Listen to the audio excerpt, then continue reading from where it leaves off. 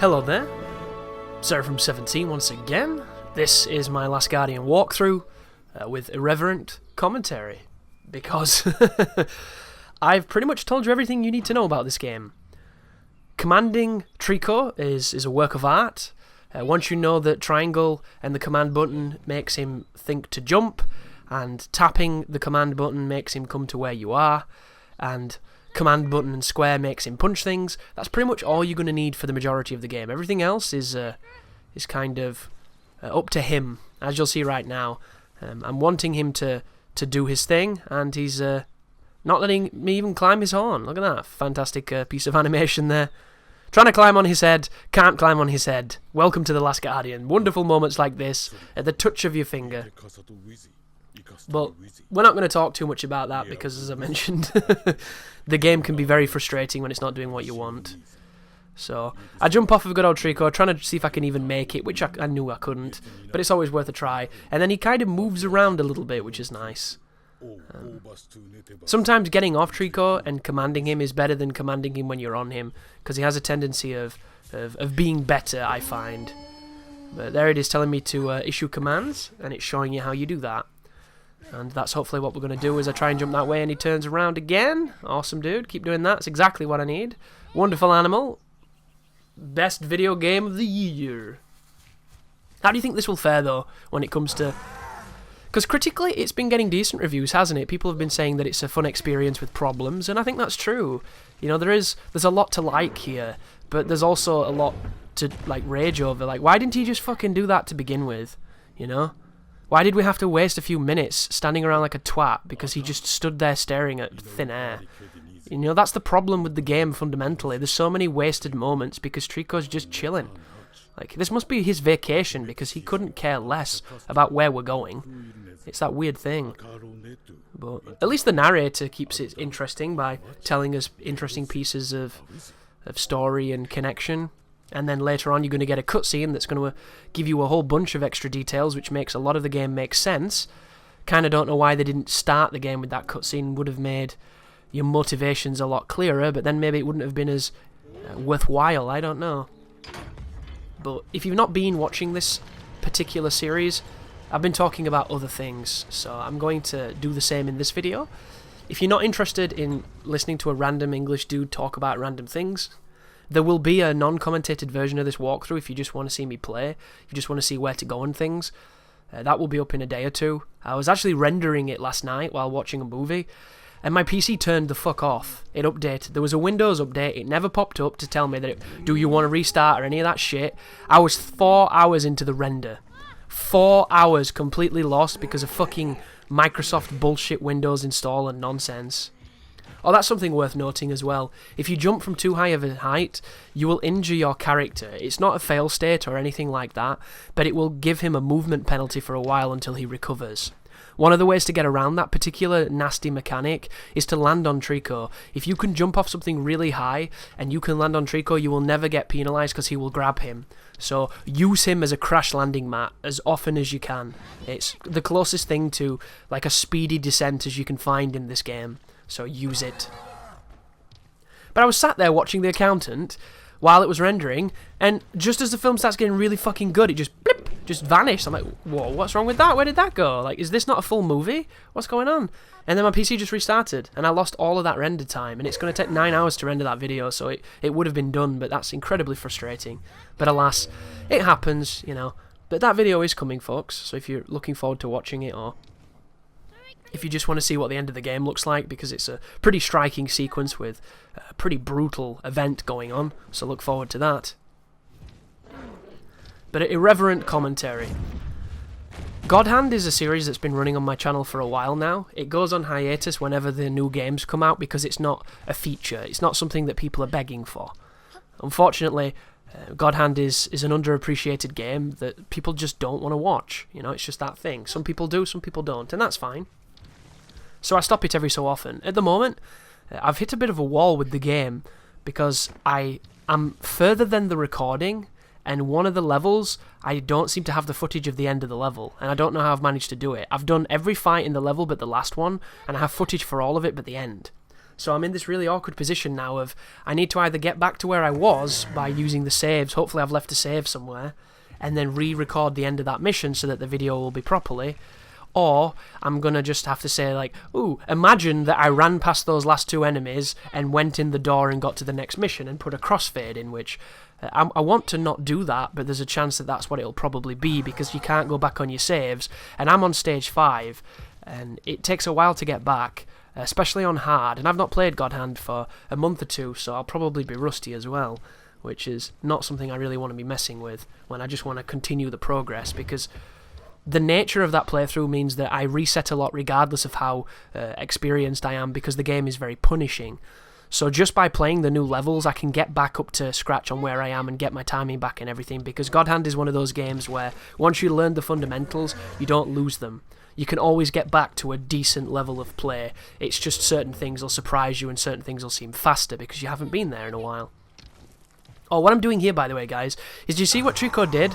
Trico has the ability to go on his back legs and like lean up to give you a ladder to areas, and I want him to do it over there so I can do it on and get onto that wooden platform, but he's not having any of this. He's kind of just doing what he wants.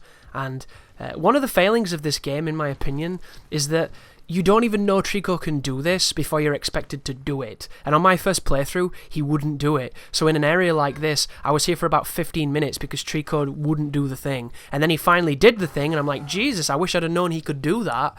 But it's just that weird, emergent Trico AI doing what it wants. And every so often, it's really good. Like right now, it looks like he's going to do it, because you can see his body language changing, and there it is. And now I can let go of him and jump off him, and we can do what we're meant to do. And that looks great, doesn't it? But it took him too long to get to that, in my opinion. And that's the area where the frustration builds in a game like this. And there's going to be people that completely forgive it because they're in love with it, and that's fine. But you have to acknowledge that it is not working as well as it should. And there's a lot of people who are going to dislike it, you know? That's just the way of the world, unfortunately. I wish everybody loved everything, but they don't, because then we'd be fucking boring, and there would be no murder, and then the news would cover nothing, so we would never know what time it was. Outside of mobile phones, if you got one of those, you're fine. If you don't, you're fucked.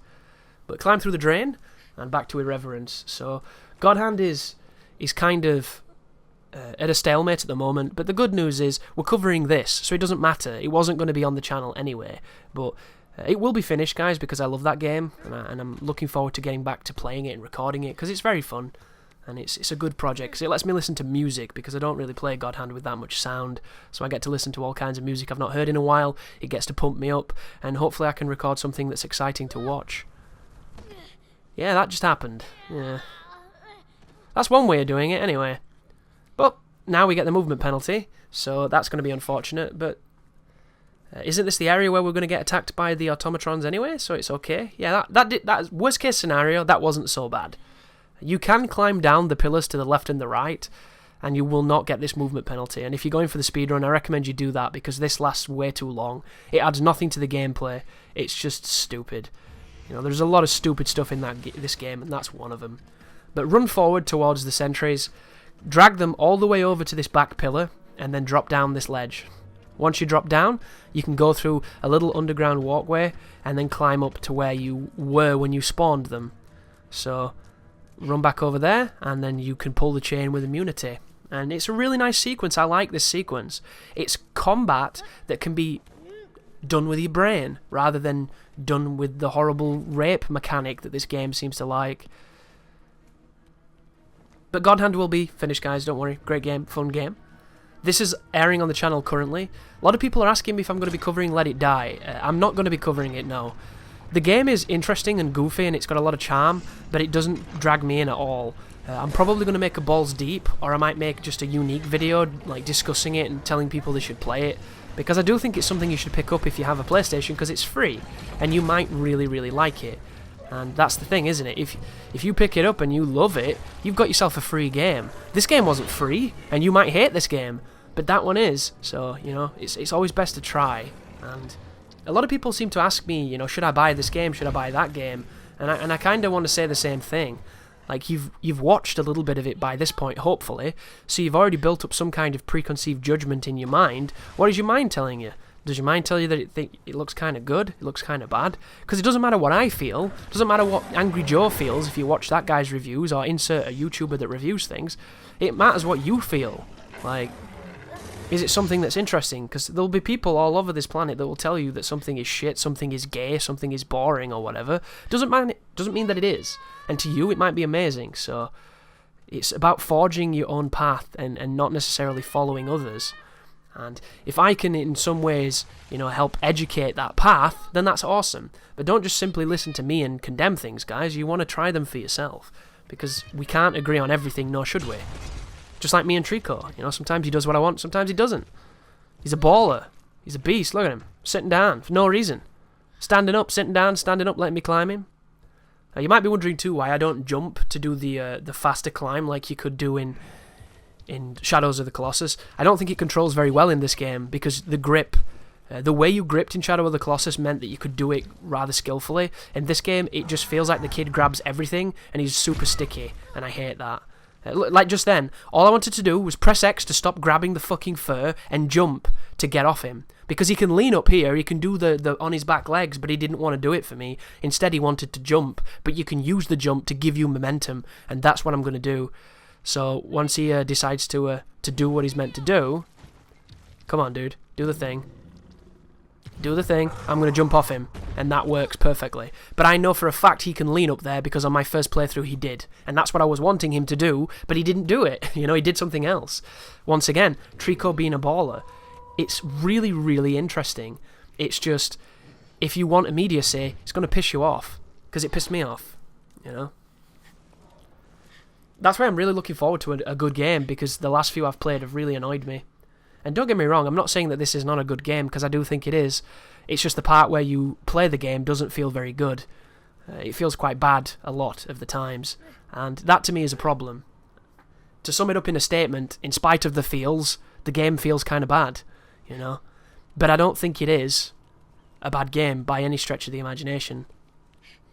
That's why it's an interesting game to me, because I like games that make me question the way I think about them, and I like games that challenge what gaming is, and I think this game does a lot of that.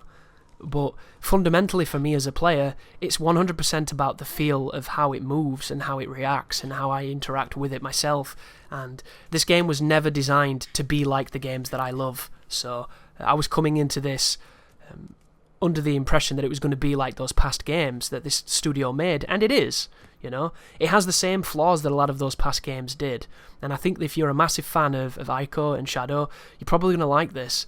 There's probably going to be a lot of stuff here that you find rather special and that makes it completely worth it for you. And you're the person the game's designed for. I don't know if I am, as much as I really like those last games. Because I would say that I think this is the worst game they've made. But even then, there's something here that needs to be seen, and I think you should play it. So, as much as it sounds like I'm just shitting on the game, I'm coming from a place of love because I do think it's a special game. It's just also like retard bus special at times too, which is really annoying. And I know that's quite an offensive term, but you'll live. But back to the channel discussions and other things. Wonderful 101. I'm going to be getting on that game today because I want to record the end of it and I want to bring the rest of that guide because it's been like a year without a single video. You might wonder why that is. It's got nothing to do with my feelings on that game. I love that game, but nobody watched it. When you put up a video and it gets like 200 views, it's the most disheartening thing in the world. And it doesn't really motivate you to want to make the rest of the guide, regardless of how good it is. And those numbers are 100% relative to my situation. On my channel at this moment in time, I average anywhere between about 400 views to about 1,000 views, sometimes more if I do something that YouTube loves, the kind of clickbaity, standard viewer looks for in YouTube kind of stuff. That's what I can average. When I average 200, it gets real sad. So, unfortunately, the Wonderful 101 is a victim of the fact that nobody seems to care about it, even though it's better than this game. Better than most of the games that have been released this year, in fact. If it was released this year, it'd probably be my game of the year, because it's that fucking good. But unfortunately, there's no instant gratification. You have to learn that game, and that game will kick your ass, because it has a very high skill ceiling, and the skill floor is rather high too. But it doesn't mean you can't have fun with it, guys. You know, it's just a video game from a time where video games challenged you to learn them, and if you didn't learn them, you got stomped. And speaking of getting stomped, now that Trico's in here, he can get revenge on all these dickheads that was trying to grab us earlier. So, get over there with him, pull off the helmets if you can when he knocks them down, get on his back and pet him a bit if you want to do that, remove the spears, it's entirely up to you. I just kind of backseat game and tell him to push things. And sometimes I distract the sentries so that he'll attack them, like this. Go on, get him, get him! Stop jumping, dickhead, swipe! Swipe! I'm being raped! Thank you. How hard was that? Bloody dog doesn't care. But I'm going to be getting the rest of that shortly, because I haven't played it in a while and I miss it 'cause it's really fun. So I'm going to be doing some recording for that. I'm going to be putting some focuses on Balls Deeps, because Balls Deeps are a nice distraction. I'm probably going to do something like Siphon Filter, because that's a really old one and I haven't played it in years. Something along those lines. Something that's got that retro feel to it where we can all look back and be like, wow, I thought this was amazing, and now I can't even move forward because the game just feels awful, even though at the time it was cutting edge. You know, those wonderful experiences where you completely ruin your childhood memories. I'm looking forward to a few of those. There's going to be more Titanfall 2 gameplay coming, because I've got a bunch of it. People seem to like the Fighting to Lose series because it was something a bit different, and I like to put different kind of content up, because when it comes to these multiplayer channels, oh, there's a nice quick selfie of Trico's asshole, always fun. As we jump up here, see him, look at him leaning up like a boss, barely had to tell him to do anything. Wonderful AI at that point, really helpful. Give him a cracker or a biscuit or something. He's a beast. There's a switch. But a lot of the channels that do multiplayer, you'll notice, if they're not doing highly analytical stuff where they break down the guns and the effectiveness and what kit they recommend and things like that, they're generally posting the best gameplay they got out of a bunch of good gameplays, aren't they? Because that's kind of the standard that YouTube had for a long time. I like to try and do some stuff differently, like share gameplays that people wouldn't share. Because unfortunately, showing people me going, 28 kills every game is just not every game for me. There are times when I get a lot of games like that and I'm having a really good hot streak, but yeah, I'm a player who averages like 10 plus kills a game. I think I streamed the other day for a bunch of the kind people maybe watching this, and I was getting like 14 kills, 16 kills, 12 kills, like I was getting nothing impressive, and then at the end I got a 20 kill game, and it was a fun feeling because that's how I felt like I should have been playing and I just wasn't. So it's nice to show that you don't destroy every single match. I might have been leading the leaderboards and getting the most points and things like that, but when it comes to impressive numbers, it's nothing impressive at all. If you compare it to some of the stuff that you can do in the game. So I think it's nice sometimes to have that variety, because the majority of people who play competitive shooters are the kind of average players, aren't they? They're the people who have good games and bad games, and just they're having fun, they're with the friends, they've just got off work and stuff, and it can be hard to relate sometimes to somebody who's absolutely dominating, getting flawless gameplays and has ridiculous gun skill and stuff. So it can be nice to show a variety of different moments. Like I put up my first ever games where I was using the highest sensitivity, which doesn't have aim assist. So you can imagine how that fucking looked. It was a meat grinder of me. But it's interesting because then you can see the good gameplays that I put up, and you can see the difference in the play styles. And I've always been a fan of not necessarily being honest with what happens in the games, but I like you to not know what you're gonna see. In some instances, like it's the same way I did PvP with Souls games.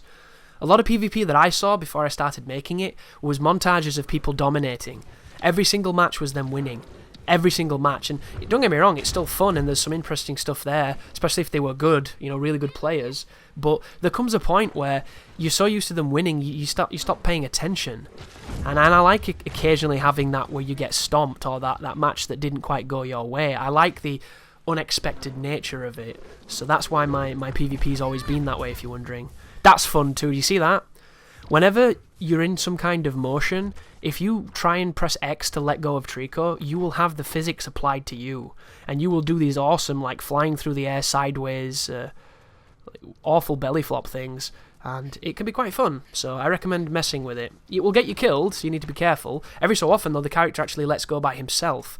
I put a montage video up the other day of times when Trico was jumping and I didn't do anything different to the millions of other jumps that I've done with him, and my character just let go of the beast and flew off into the abyss. Some really, really crazy moments, but You know, it can be fun. As long as you're not going for the speedrun, then it's probably frustrating. But there'll be more Titanfall, because it's not getting massive views, but the people who are watching it seem to be enjoying it, and I'm really enjoying doing it, so it's a good motivator for me, which is nice and fun. Somebody asked me on Xbox Live the other day if I'm going to be doing anything more with Final Fantasy 15, how am I covering it? I'm not covering Final Fantasy 15, if you're wondering, guys. I didn't like it. I'm making a review, which is going to be as fair as I can make it, but it is not going to be an 8 out of 10, so if you're expecting that, you are going to be burned. Just a fair warning. And then once I've done that, I'm probably never going to mention it / make a video of it ever again, because I'm not interested in it, and I don't think it deserves attention. I think there are far better games that came out this year that aren't getting attention, and you should focus your intent on them, unless you really like it, and then you have an awesome Final Fantasy to play. You know, and that's just how it is. But the next project you'll be seeing on the channel, I'm not too sure about that. It's going to be more production-heavy videos, because I want to get into the routine of making different types of videos, because that's the way the channel is going to be going in the new year. So it's probably going to be something on The Last Guardian that I might be making. It might be a review. I want to do a comparison video for Call of Duty 4, because I feel like I need to make it, because I got a really ignorant comment the other day of some guy saying that he was really good at first-person shooters and that Veteran hadn't been changed between the games.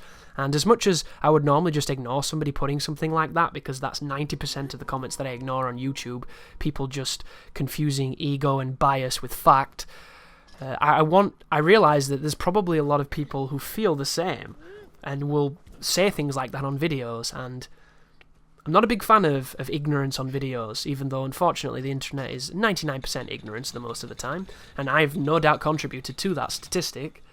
So I'm going to make factual video evidence in a quite a high production video, which just generally means I'm going to make some kind of plates in After Effects, and I'm going to write a script, if you're wondering when I say that.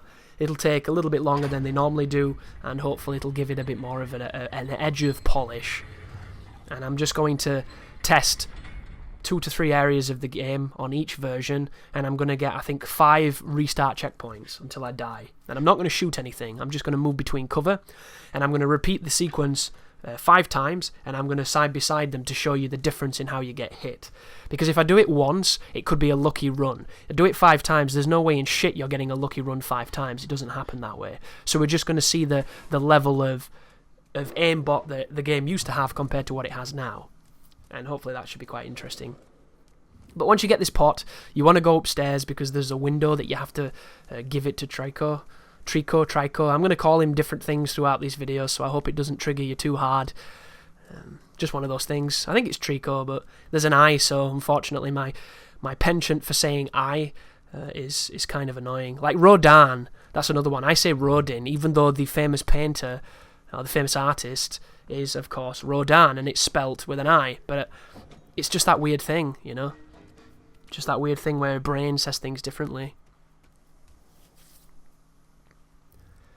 Look at him just waiting for the big jug of whatever this is. Is he going to hit him on the face? Hit him on something. There you go, Trico. Enjoy. Nice barrel of juice. But a lot of people have been asking for some commentaries with my girlfriend, because they enjoyed the Darksiders 2, like, irreverent commentary. That can happen, but she's working at the moment, guys, so I only get to see her at certain points. And if I can see her before I finish commentating this myself, then she'll be in it and we'll talk about some fun stuff. If not, then unfortunately not. That'll just be the way it is. There you go, hanging the pot. So do we hang it on there so that we can get Trico to attack it? I can't quite remember what this puzzle is. Because if he pulls on it, doesn't he pull on it and it opens the gate? Yeah, he does. And if you walk into this gate now, you can get under it on the first pull usually, because it does like a quick one that's hard to react to, but if you're already running into it, you can get through like that. And then all you have to do now is push that circular thing. That like rusted wheelie drive shaft or whatever it is. Video game mechanism of doom.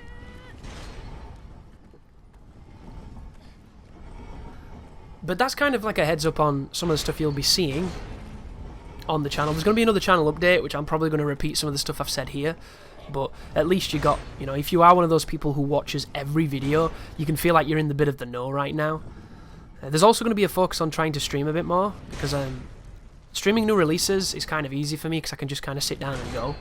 But streaming consistently proves to be quite challenging, because do you ever do that thing where you have all the time in the world until you start doing something, and then everything kind of lines up and stops you from doing it? That's what streaming is at the moment. Oh, by the way, this is me trying to press circle to push this, and he's doing all kinds of weird animation stuff. This game has this weird move you into position to do action scripting, which can completely fuck the game. You can press circle near a barrel, but if you're in the wrong place geometrically, your character will run around in a circle like an idiot doing nothing. It's really annoying. Don't know why it does that. It's one of those weird commands that just kind of breaks the game, so be careful. But that's the problem when everything is circle. Pick up barrel, grab things. Like, there's one bit where I couldn't even pick up the damn tail because he kept trying to shine the fucking shield. Which, a little tip with the shield, always take it off when you want to do different things, or you'll get the wrong input because it's layered over, isn't it? And all we're doing now is waiting for Trico to pull it up so I can push this under it. And the detection on pushing this is actually kind of weird. But the good news is you don't have to be that accurate with putting it under the door. It just seems to be push it close enough and it'll be fine. But the push mechanic in this is worse than God of War 1. God of War 1's push mechanic is binary and it's perfect. You grab something, you move it. That's all you do. It works wonderfully. Or Ocarina of Time, 96, 97, whatever it was. Push mechanic, really fun, works wonderfully.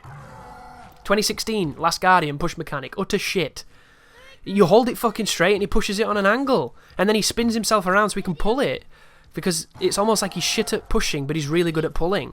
How does that make sense? I appreciate that it's two separate actions, but, like, that don't make sense to me. If you can...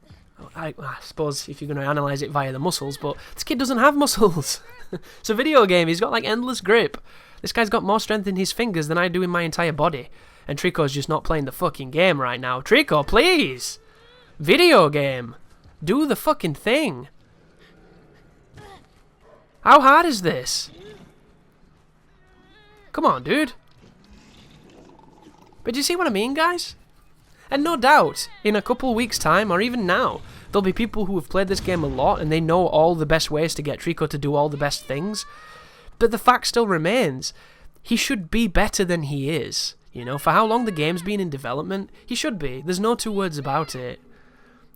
And you can argue the endearing charm of it, but at some point you have to realise as a functioning game, it just doesn't work right. You know? It just doesn't. And it's unfortunate too, because I think if it had, you know, if they could have done what they wanted to do with the AI, this would probably be one of those games to end all games. It could have been one of those experiences where we will talk about this forever, because it will be, you know, in the same light as those games that you can't stop talking about. You know, you hear me talk about Resident Evil 4 a lot. You know, you hear me talk sometimes about Gears of War, the first one. You hear me talk about Devil May Cry, all these games that in some ways will forever be remembered. The area where this game will be remembered will be Trico, but a lot of it will be frustration in the fact that he did what he wanted most of the time. And this is interesting too. They're introducing the concept of these eyes, and I don't know why the beasts are afraid of these eyes. I don't know if it reminds them of the Master of the Valley or something like that, but there's a reason, some kind of programming that stops them from being able to do anything when these eyes are present. And throughout the game, this is going to be a contrived action that means you have to destroy these mirrors. And you're going to spend a lot of the game trying to destroy these mirrors. And then at the end of the game, when you're put in trouble because the bond between you and Trico has got so high, Trico's going to ignore the mirror to save you. And I appreciate that this is, from a narrative perspective, showing the progression of him as a character, that he's got to the point where he will overcome even his greatest fear to save you because your bond is so strong. But it completely undermines the moments like this. It's hilarious. Like, why couldn't we climb on Trico's head and hold his eyes and then command him so then he couldn't see? And then, can you imagine that? If you could climb on his head, hold his eyes, and then we got control of the beast? That'd be cool as shit. And he'd move where you needed him to move. I love how he smells the glass. That's hilarious. I've literally seen my mum's dog do that very thing, you know. Obviously, dogs smell everything, but you know something they were afraid of, and then you kind of remove it, and they kind of go over there to prove that they're no longer afraid, and they do that confident sniff, like, I weren't really scared.